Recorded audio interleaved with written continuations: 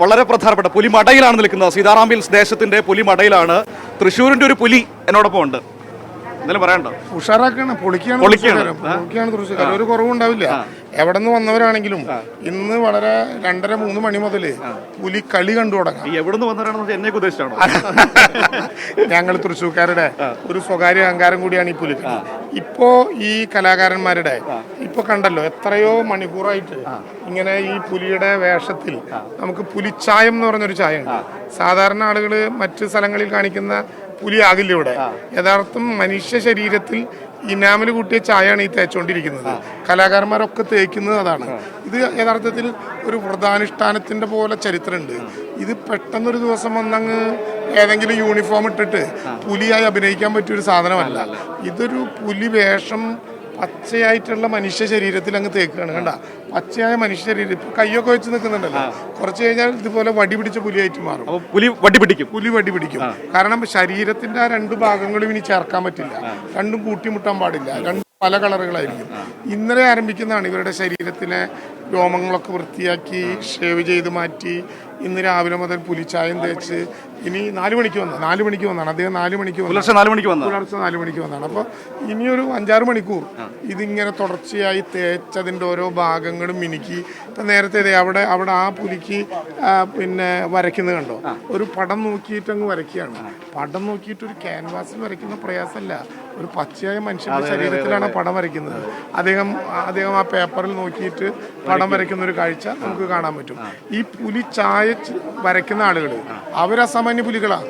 കാരണം ഒരു മനുഷ്യ ശരീരത്തിൽ ഈ കാണുന്ന വിധത്തിൽ വയറും ശരീരവും ഒക്കെ എവിടെയാണ് മുഖമുണ്ടാകേണ്ടത്, എവിടെയാണ് കണ്ണുണ്ടാകേണ്ടത്, എവിടെയാണ് ചെവി ഉണ്ടാകേണ്ടത്, ഇതൊക്കെ കൃത്യമായി നോക്കി വരച്ച് തയ്യാറാക്കുന്ന ഒരു അപ്പം അതൊരു 5-6 മണിക്കൂർ പിടിക്കും. അതെ. ഇനി 2 മണിക്കൂർ അത് ഉണങ്ങാൻ നിൽക്കണം. ഉണങ്ങിക്കഴിഞ്ഞാൽ പിന്നെ നഗരത്തിലേക്ക് ഇറങ്ങും.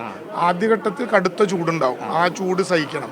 ആ ചൂട് സഹിച്ചു കഴിഞ്ഞാൽ പിന്നെ അരമണിക്കിലേക്ക് ആളുകളുടെ ആരവം വിട്ടൊഴിഞ്ഞ് ഈ വെളിച്ചത്തിൽ നിന്ന് മാറിയാലുണ്ടല്ലോ, പിന്നെ കേശവദാസ് എത്ര നേരം വേണ്ടി വരും? പിന്നെ ഒരു 5-6 മണിക്കൂർ ഈ മണ്ണെണ്ണയിലങ്ങ് കുളിച്ച് ശരീരത്തിലെ ഓരോ അണുവിലുമുള്ള ഈ പെയിന്റ് അങ്ങ് മാറ്റി നിൽക്കണ്ടേ. വലിയ കഷ്ടപ്പാടാണ് യഥാർത്ഥത്തിൽ. പല സ്ഥലത്തും നമ്മൾ പോകുമ്പോൾ പുലികളൊക്കെ ഇങ്ങനെ ചാടി പുലി സാധാരണ കോട്ടൺ ഷർട്ടിൽ പുലിയുടെ വേഷം വരച്ച് ഇതല്ല മനുഷ്യ ശരീരത്തിലേക്ക് പകർത്തുകയാണ്.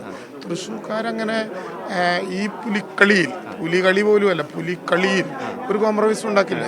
ഞാൻ നേരത്തെ പറയായിരുന്നു, പിന്നെ യൂസഫ് അലി കേച്ചേരി പണ്ട് എഴുതിയിട്ട് യേശുദാസ് പാടിയ തരങ്കിണി പുറത്തിറക്കിയ ഒരു ഓണപ്പാട്ടുണ്ടായിരുന്നു. 3 നാളിൽ പുലിക്കളി കാണാൻ മുറപ്പെണ്ണു വന്നെന്നെ കാത്തു നിന്നു എന്നാണ് പറഞ്ഞത്. തൃശ്ശൂർക്കാർ വികാരഭരിതരായി. പാടിയത് ഗാനഗന്ധർവൻ യേശുദാസാണ്. എഴുതിയത് മലയാളത്തിൻ്റെ കാൽപ്പനിക കവിതകൾക്ക് രൂപവും ഭാവവും നൽകിയ യൂസഫ് അലി കേച്ചേരിയാണ്. തൃശ്ശൂരിന് കോംപ്രമൈസ് ഉണ്ടാവില്ല. 3 നാളിലല്ല 4 നാളിലാണ് പുലി ഇറങ്ങുക എന്ന് പറഞ്ഞ് വലിയ വിപ്ലവം ഉണ്ടാക്കിയ സ്ഥലമാണിത്. അപ്പം ഞാൻ പറഞ്ഞത്, ഓരോന്നിനും കൃത്യതയോട് കൂടിയിട്ടുള്ള ഓരോ ആചാരങ്ങളും അനുഷ്ഠാനങ്ങളും ഒക്കെയായി തൃശ്ശൂർ ഇങ്ങനെ പോവുകയാണ്. തവണ ഒരു പേടി ഉണ്ടായിരുന്നു അവർക്ക് എല്ലാവർക്കും. ചെറിയൊരു ആശങ്ക ഉണ്ടായിരുന്നു. ചൂരൽമല ഇങ്ങനെ ഒരു പ്രയാസമായി നിൽക്കുന്ന നേരത്ത് നമുക്ക് ഇത് നടത്താൻ പറ്റാത്ത സർക്കാരിൻ്റെ വാരാഘോഷങ്ങളെല്ലാം മാറ്റി അപ്പം ഇങ്ങനെ നടത്താൻ പറ്റുമോ? അത് ഗൗരവമായി നമ്മൾ ക്യാബിനറ്റിൽ ചർച്ച ചെയ്തു. ഞങ്ങളെല്ലാം വികാരപരമായിട്ട് എല്ലാവരും പറഞ്ഞു. കാരണം ഇത് 100 കണക്കിന് കലാകാരന്മാർ എത്രയോ കാലമായി ആലോചിച്ച് അവരുടെ ജീവിതം കൊണ്ട് തയ്യാറാക്കുന്ന ഒരു കലയാണ്. ഇവരെല്ലാം തീരുമാനിച്ചത് ഇതെല്ലാം കഴിയുമ്പോൾ നീക്കി വെക്കാൻ എന്തെങ്കിലും ഉണ്ടെങ്കിൽ അത് ചൂരൽമലയ്ക്ക് വേണ്ടി നീക്കി വെക്കും. ബാക്കി എന്തെങ്കിലും ഉണ്ടെങ്കിൽ അതുണ്ടാക്കും അവർ. അത് ചൂരൽമലയ്ക്ക് വേണ്ടി നീക്കി വെക്കും. അതൊരു കലാകാരന്മാരുടെയും ഒരു സംഘത്തിൻ്റെയും അർപ്പണബോധമാണ്. നാടിനെ ഹൃദയത്തോട് ചേർത്ത് പിടിച്ച് എന്നാൽ തങ്ങളുടെ ആചാരമായിട്ടുള്ള പുലിക്കളിക്ക് ഒരു വിഘ്നവും വരുത്താതെ അത് കൊണ്ടുപോകണം. അതൊരു വല്ലാത്ത സാധനമാണ്. അതൊരു വളരെ വളരെ വളരെ പ്രധാനപ്പെട്ട ഒരു ചിന്തയാണ്. ഈ മന്ത്രിസ്ഥാനമൊക്കെ അങ്ങ് മാറ്റി നിർത്തി തൃശ്ശൂർക്കാരനായിട്ട് ഈ പുലികളിയുടെ നടുക്ക് വെക്കുമ്പോൾ ഒരു ഫീൽ എന്താ? തൃശ്ശൂർക്കാരൻ മന്ത്രിയൊന്നുമില്ല. ഞാൻ നേരത്തെ പറയായിരുന്നു, ഇതിന്റെ കൊട്ടിനൊരു വന്യതാളുണ്ട്. ഇപ്പൊ തൃശ്ശൂരിന് പല താളങ്ങൾ കേൾക്കുന്നതാണ് തൃശ്ശൂർ. എന്താണെന്ന് വെച്ചാൽ തൃശ്ശൂരിൻ്റെ പൂരം, ലോകപ്രശസ്തമായ തൃശ്ശൂർ പൂരത്തിന് പഞ്ചാരി, പാണ്ടി ഓരോന്നിനും ഓരോന്നാണ്. അപ്പം എല്ലാം നമ്മൾ കൈയുയർത്തി അതിനോടൊപ്പം അങ്ങ് ശരീരമാണ്. ഇതൊരു വന്യതാളമാണ്. ചെണ്ട, ഇടയ്ക്ക, ഉടുക്ക് ഇതങ്ങ് കൂട്ടുമ്പോൾ ഇന്ത്യൻ പ്രധാനമന്ത്രിയായി തെരഞ്ഞെടുക്കപ്പെട്ടാലും ആടിപ്പോവും. കാലങ്ങ് ആടിപ്പോവും. ഒരു ആർപ്പ് വിളിക്കാൻ തോന്നുന്നുണ്ടോ? അതൊരു തൃശ്ശൂർക്കാരുടെ ശീലാണ്. അത് തൃശ്ശൂർക്കാരുടെ ഒരു ശീലാണ്. എന്തായാലും ഇത് ലോകത്തിന്റെ ശ്രദ്ധയിൽ കൊണ്ടുവരേണ്ട ഒരു വലിയ പ്രാധാന്യം ഒരു കലാരൂപമാണ്. എന്ന് മാത്രമല്ല ഇതിന് വലിയ പാരമ്പര്യമുണ്ട്. പുലിക്കളിയാട്ടം ആണ് പുലിക്കളിയായി, ഒരു നാടൻ കലാരൂപമാണ് പുലിക്കളിയായി മാറിയത്. ഇപ്പൊ ഇവിടെ നിങ്ങളിപ്പോൾ കുറച്ചുകൂടി കഴിഞ്ഞാൽ ഇവർ അരമണി കിട്ടും. ഭാരമുള്ളൊരു സാധനമാണ് അരമണി. അത് കിലുക്കിയാണ് വരുന്നത്. 400-ലധികം കലാകാരന്മാർക്ക് കിലുക്കാൻ ഈ ജില്ലയിൽ അരമണി ഇല്ല. അപ്പോൾ മലപ്പുറത്ത് നിന്നെടുക്കും, പാലക്കാട് നിന്നെടുക്കും.